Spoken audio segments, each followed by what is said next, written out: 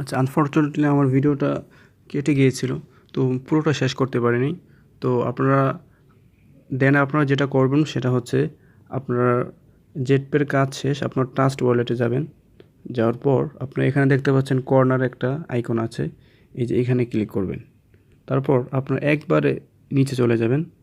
যাওয়ার পর এখানে দেখতে পাচ্ছেন অ্যাড কাস্টম টোকেন, ঠিক আছে? এখানে ক্লিক করবেন। ক্লিক করার পর এখানে আপনার ওই অ্যাড্রেসটা এখানে কপি করবেন, পেস্ট করবেন, যেটা ওই রবিন ভাইয়ের ভিডিওতে যে অ্যাড্রেসটা দেওয়া ছিল সেটাই এখানে পেস্ট করে দিবেন।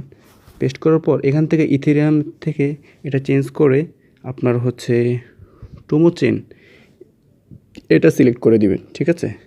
সিলেক্ট করে দেওয়ার পর বাকি সরি বাকি রয়ে গেলো 3টা অপশন, নেম, সিম্বল এবং এটা 3টা অপশান বাকি রয়ে গেলো। তো এই 3টা অপশানে আপনারা যেটা দেবেন সেটা হচ্ছে আমি দেখাচ্ছি।